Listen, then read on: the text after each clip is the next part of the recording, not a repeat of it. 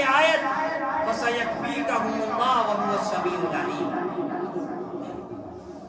امام ابن کثیر رحمۃ اللہ علیہ نے بھی لکھا کہ متعدد روایات سے ثابت ہے کہ سیدنا عثمان غنی رضی اللہ تعالی عنہ قرآن پڑھ رہے تھے جب ان پر حملہ ہوا اور یہ آیت ان کے خون سے رنگی ہوئی. وَسَيَكْفِيكَهُمُ اللَّهُ وَهُوَ السَّمِيعُ الْعَلِيمُ. اور کسی کی شہادت کی گواہی مکہ کی گلیاں دیں گے, کسی کی شہادت کی گواہی مدینہ کی گلیاں دیں گے, کسی کی شہادت کی گواہی حجاز کے میدان دیں گے, کسی کی شہادت کی گواہی حجاز کے صحرا دیں گے, کسی کی شہادت کی گواہی بدر کا میدان دے گا, کسی کی شہادت کی گواہی احد کا میدان دے گا, کسی کی شہادت کی گواہی درخت دیں گے, شجر دیں گے, حجر دیں گے, کسی کی شہادت کی گواہی پہاڑ دیں گے, اور کسی کی شہادت کی گواہی کربلا کا میدان دے گا. اے قربان جاؤ عثمان تیری شہادت پر کہ تیری شہادت کی گواہی رب کا قرآن دے گا. تیری شہادت کی گواہی رب کا قرآن دے گا. قرآن صحابہ سے سیکھو کیسے پڑھا کرتے تھے.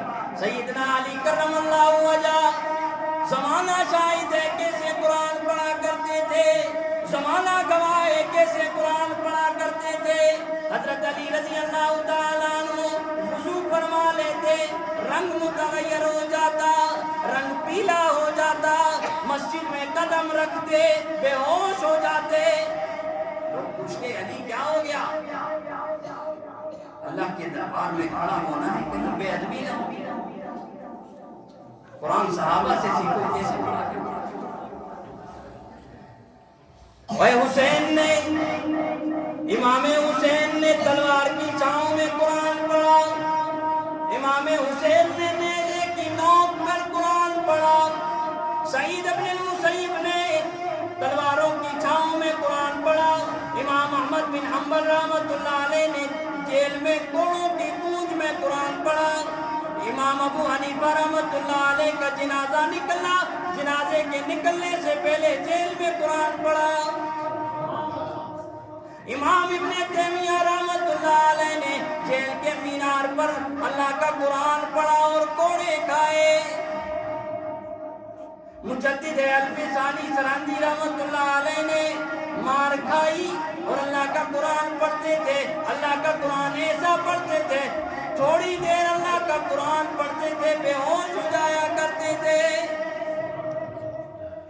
شاہ ولی اللہ نے مار کھائی اور اللہ کا قرآن پڑھا. شاہ عبدالعزیز رحمۃ اللہ علیہ نے ایسا اللہ کا قرآن پڑھا کہ شاہ صاحب کے دونوں ہاتھوں کے انگوٹھوں کو کھینچ کر نکال دیا. اللہ والے نے اللہ کا قرآن نہیں چھوڑا. شاہ اسماعیل شہید رحمۃ اللہ علیہ بالا کوٹ میں ٹکڑے ٹکڑے ہو گئے لیکن رب تعالیٰ کے قرآن کو نہیں چھوڑا. احمد علی لاہوری رحمۃ اللہ علیہ نے افیسروں نے کیا کیا کہ برف کی سلی پہ لٹا دیا, لیکن اللہ کا قرآن احمد علی لاہوری نے نہیں چھوڑا. مطالبہ کیا کہ آپ کے جو مطالبات ہیں اس سے دستبردار ہو جاؤ, ختم نبوت کے مطالبات, اس سے دستبردار ہو جاؤ. احمد علی لاہوری فرمانے لگے جان کا سودا تو کر چکا ہوں, ایمان کا سودا نہیں کر سکتا. جان کا سودا تو کر چکا ہوں, ایمان کا سودا نہیں کر سکتا. میرے خیال میں آپ حضرات بھی تھک گئے ہیں, اسپیکر بھی تھک گیا ہے, اسپیکر نے بھی ساتھ چھوڑ دیا ہے.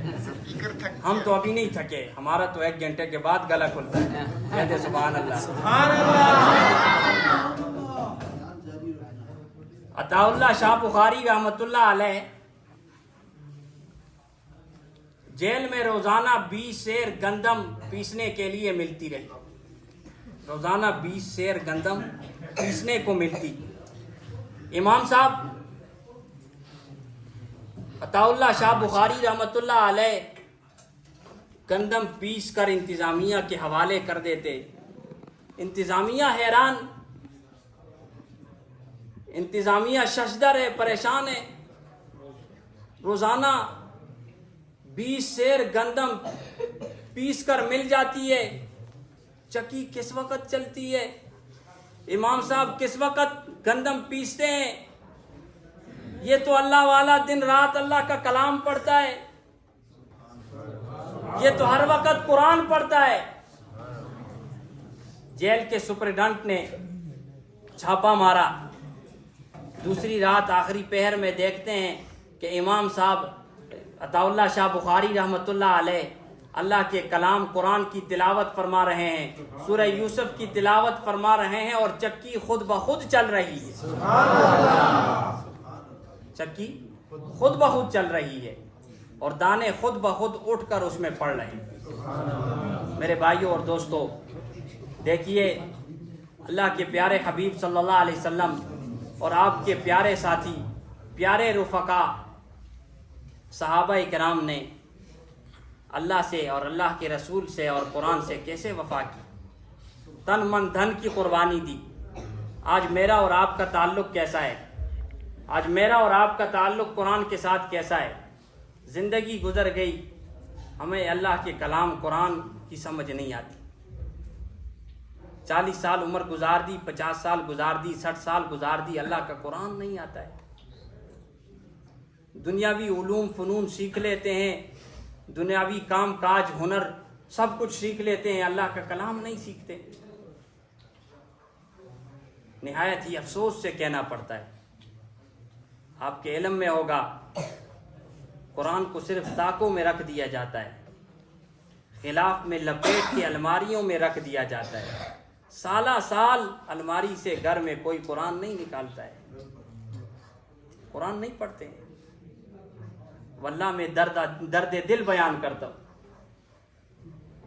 جس دلہن کے ساتھ قرآن کو بھیجا جاتا ہے، بدبختی اس دلہن کو قرآن نہیں آتا. جس دلہن کے ساتھ قرآن لے جایا جاتا ہے، جو قرآن سر پہ اٹھا کے یا ہاتھ پہ اٹھا کے لے جاتا ہے، اس کو قرآن نہیں آتا. اللہ کا پیغام انسانیت کے نام پتہ ہی نہیں، خبر ہی نہیں. جس گھر میں یہ دلہن جاتی ہے، ان گھر والے سب کے سب مسلمان، لیکن انہیں قرآن نہیں آتا. وہ دلہا، اسے بھی قرآن نہیں آتا. اکثریت ایسی. بھائیوں اور دوستو، نہایت ہی افسوس کے ساتھ کہنا پڑتا ہے کہ ہمارا تعلق قرآن کے ساتھ کیسا ہے. یا ربی ان قوم اتخذوا ھذا القرآن مہجورا. قرآن پھر شکایت کرے. تو بھائیوں اور دوستو، اپنے گریبان میں جھانکیے، اپنے زندگی میں دیکھیے. ساری زندگی گزر گئی، بال سفید ہو گئے، کتنی زندگی ہم نے گزار دی ہے، لیکن ہم نے ابھی تک اللہ کے کلام قرآن کو نہ سیکھا.